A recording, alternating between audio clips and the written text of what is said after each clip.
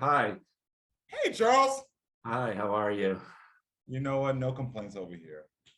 What a year it has been for you. You, the best part of all is that you've been able to live out the dream that you've had since childhood, which of course is hosting or being the judge on the final episode of Is It Cake?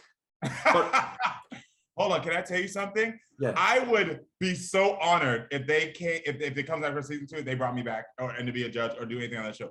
I love that show, honestly. And I know I'm not the chef on our show. Anthony has a brand new show coming out on called Easy Bake.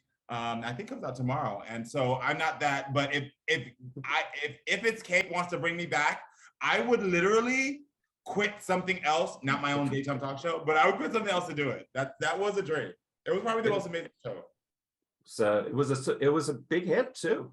It Yeah. was fun to see. But no, obviously your dream was the talk show, the daytime talk show. I'm reading about how when you were growing up, you would rush home to watch. How much of this sort of started off when you were guest hosting for Maury and then kind of settling into the spot? I read that you're bringing in your own elements as well to it. But how much of this is living your childhood dream? It's all living my childhood dream. People are literally within my dream right now. And it's me asking for help. It's me, doing the work. It's me being humble. It's me. And so I say that to say, for anybody out there who has a dream, follow those steps, just believe in yourself. It took me many years for it to be accomplished. I had a dream when I was a kid and, now I'm in my 40s. And so it takes some time, but you'll get there. But when I was guest hosting for Maury, who was a legend, I didn't know if I would get a daytime talk show. I was just honored to be given a seat on a man's show who was on for 30 years. I was like, I can't believe they're trusting me with this seat. And even though our shows are different, the thing that is similar is that we both deal with everyday people. For me, though, it's about how do we bring compassion and resolution? How do we say just because whatever you're going through in life doesn't mean that's where you have to be? How can you actually get the tools?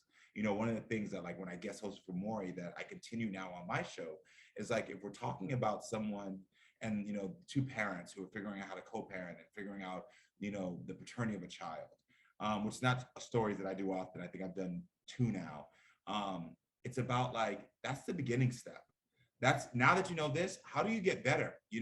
And Moy did a great job of having an exciting show that talked about like, oh my gosh, you're the father. And for me, it's more like, now that you're the parent, what's next? Do you know how to communicate? Do you feel fearful that you can actually be there for this child? Do you think you can actually, do you think that you will be able to do what you need to do? And those are the questions that come up. And those are where the real growth, where the real talking happens. And the show's been doing really well. And I'm just like very excited. Tell me about what strikes me too is the look of the show. Very green. How is that an extension sort of what you're doing with the show? Yeah, my favorite color is green. So they just asked me my favorite color. And then all of a sudden, all the promos pop up as green. But, I think green is about growth. My tagline at the end of every show is let's keep talking and growing America. And so, green is for growth. When you think of green, you think of trees, you think of, maybe your finances growing. And so for me, I want to make people know that it's about growing and being better. And so I like they're calling it the Karamo Green at NBC. And so I like it.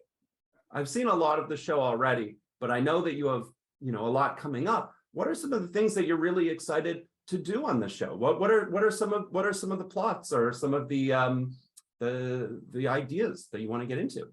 Sure. So because of the success of the show, we're now having celebrities reach out that are saying, hey, I want to be on your show because I trust you to talk about my problems, not to come and promote something, which is a unique thing for us because normally celebrities want to come on shows just to sort of promote, but they're like, no, I want your help. At first it started off where we had a couple of reality stars reaching out and I was like, sure, I would love to help. And now we're seeing like A-listers, calling my producers saying, I trust Karamo. Can he help me and my child, me and my partner? And it blows my mind. But at the core of me, I want to stay true to helping everyday people because, as much as I want to bring on some celebrities to help them as well, I want people to see themselves in my guests. I want them to understand that being vulnerable and talking about the challenges you're having with your partner with your family, with your mom, with a friend, that we're all going through that. Because I think right now we're at a place where we're starting to remember that we have a shared humanity. And I think that started to pop up during 2020. It's still continuing, but I think it's about reminding people that I'm no different than you. The same challenges that I have of being afraid if my child's going to be okay, if like they're going to be fine, if I'm going to be okay, is my health good, is my parents going to be good, is there any unresolved issues with my parents that I haven't resolved yet? Are me and my partner ever going to get through that argument we had last week? Every single one of us can relate to those things. And I want my guests to know and my audience to know that yes, you can. And because I have the skills and the background, I can actually help you through it, and you can have tangible tools to make your life better. It does seem to be a theme of yours running through all of your work, even when you were a civilian, even when you're working with the White House, it's helping people, reaching out, trying to get things done. How does that inspire you? Well, it's because as a young kid growing up poor, immigrant parents, Black, gay in America, you realize that what made me get to this place was not just myself. It was the kindness of people who reached out to me and said, I want to be there for you. It was, teachers that I had, and I have never even talked to them, like this gentleman named Mr. Hummel, this teacher named Miss Silva, these people that literally said, I see something more in you and I want to help. It was people who said, oh, I understand that you might not have money for this. I understand that you might be embarrassed about this in your life. And so for me, it's like, how do I pay that forward? And I think I've spent my entire adult life hoping to pay that forward. And I don't think I'm anywhere near close to paying it fully forward for all the love and, kindness I received in my life. And so I'm not going to stop until I feel like I've continued to pay it forward and helping people. I want to give a quick shout out as well to your acting work. Dear White People, this last season, I had watched it and I was really moved by it. The whole show really, but this last season, I didn't think it got quite enough attention as it deserved, and your performance on it as well. That was great. Thank you. Yeah. I'll tell you something. You're an exceptional interviewer. You are so well researched and so great. I'm loving talking to you. You're excellent. But I'm sure you already know that, but I just had to take a moment for that. But thank you for the compliment on my acting work. It was something that I was excited to do, just to try something different. I've now done like maybe 3 projects, and I would love to do more. My dream one day is just to be in a Ryan Reynolds movie, because I think him and his wife are just exceptional people, and I just would love to work with them. How does it inform you when you're doing acting work, when you're doing, obviously, on Queer Eye, when you're doing the talk show, when you're working and it's not maybe in a public forum, when it's more sort of, private sector work? How do you integrate all of it? Well, I think the key that I integrate with all of them is empathetic listening. And I think even in acting, the more you can listen and then respond is the better. As someone who helps people, whether it's on Queer Eye or my talk show, the more that I'm listening, actively and empathetically listening, the better I am to respond. And in my personal life, the more I can listen to friends and people around me, is the better relationships I have. And my granny used to say, you have 2 of these, your ears, you have 1 of these, your mouth. So you should be doing 1 double time. And so I took that to heart. Of where I'm in my life, listening has been my greatest strength. And I wish more people, it's ironic to be a talk show host saying listening is my greatest strength, because you think talking would be my greatest strength, but it's listening. And I think the more that we can understand in our interpersonal relationships with like our husbands, our wives, our kids, our parents, the more we can listen and encourage them to listen to us, the better off our relationships would be. Because right now, I think we're in a space where people walk through life in defense mode. And when you have defense mode, it closes off your ears. And I've learned to not be defensive, but just to be open and allow people to talk. And that has guided me in every part of my life, on camera and off. So the show has already, at the beginning, you had sold to 90% of the territories, but we're still, this is still the rollout right now. We're at 100% now. I think, we're 99% now. Yeah, we're 99 or 100% now. Hey, I was just trying to get from the beginning. So, but the rollout continues and we're still trying to get the word out. And we've talked a little bit about what's to come, what you'd like to come, but let's talk about what you've done already. Have you had a favorite episode? Have you had a favorite moment? Have you had a favorite person that you've helped? Yeah, I think some of my favorite episodes so far are like, where I'm really helping people to see that they can be better. Like, we had an episode with body positivity, where, we live in a world right now where people feel compelled that they could talk about someone's body.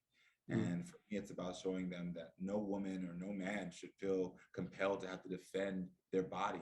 If they're on a journey to want to be better, if they're on a journey to want to change something about themselves for a personal choice, then that's something we can encourage them and love them with them as they're going through that. But none of us have the right to ever tell somebody about their body, especially when you're not a doctor. And so that episode was important to me because I think it empowered a lot of people. And then there's other episodes where, I'm sort of breaking generational trauma between, this mother and daughter who were African American, and who, at the end of the episode, I offer them therapy. And I don't think I've ever seen on Daytime, and I could be wrong, but I think that I'm the first person on Daytime to actually ask my guests to go to therapy after talking to them. And Phil might do it. I could be wrong. Someone else might have done it. But for me, it was an important thing that I'm incorporating in my show of like, life is not always tied up in a 45-minute bow. You sometimes need more resources, and if I can't give you those fully, it's not that I'm not great at my job, because I am, and I don't say that with ego, I say that with pride, but I'm also aware enough to know that I need to help somebody get even more services. I think I should give you a chance to talk about the book too. Yeah, sure. Your second book, right? With your son, your second book with your son. You've got another book on your own. Yeah, my second son. Yet another discipline that you've got your hands everywhere. How do you bring, how does that's soon. How do you bring that in? How much are you looking forward to that in context with your show as well too? Yeah, I'm great because it all aligns. My second children's book is called I'm Okay to Feel. It comes out on November 8th. I co-wrote it with my son Jason, and it's just teaching young kids and their parents that it's okay to feel happy, sad, anxious. That your emotions, no matter what your emotion is, excitement, that they're all matter.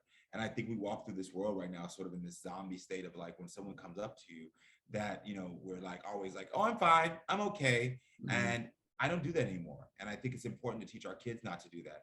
It's okay for them to express what they're feeling, but it's also okay to teach them that their emotions are not a burden. When I tell people how I'm feeling, it's not because I'm saying to you, I need you to solve my problems.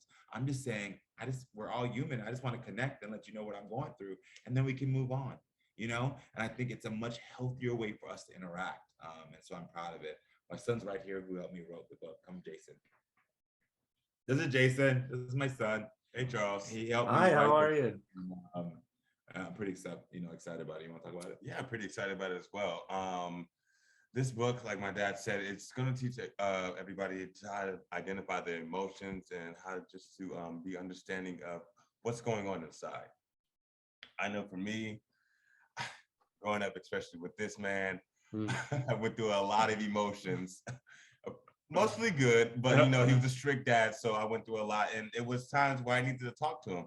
Dad, I can't stand you right now. I cannot look at you right now. And just being able to identify that and talk about it in an open space really was cool. Yeah, I have to let you go obviously now, but I just wanted to ask you, because for both of you actually, the pandemic for a lot of people sort of seemed to stifle creativity, and for both of you, you seem to be, it's like a pivot in the right direction. So I'm wondering, is it the work that you feel like you were doing beforehand has sort of enhanced at this time? Or do you think maybe people are catching up to both of you and your work ethic at this time? I think well, the pandemic, it shut me down too. Like my creativity was gone. I was, but it did, coming out of it, teach me, and I think teach Jason, that it's okay to ask for help, and it's okay to continue to figure out how can you be better. And I think the reason my career is booming, our book is, things are going well, is because we do take a lot of time to self-identify what's going on with us, doing the work on ourselves first, so that way that the work that we put out in the world can be received in a better way. Yeah. I mean, just for your point, as for creativity and asking for help, yeah, I needed a lot of help, especially on that toilet paper pandemic when you just couldn't get any. But yeah, Dad said it properly. I just wanted to say how much I enjoyed listening, empathetically listening, and I'm gonna be playing again to hear everything that I might have missed at the time. But I just wanted to thank you so much Charles, to you're both of you amazing. You're really great. for the work that Thank you're you. putting Wish you into all the world. big success, man. All right, take care. Thank you.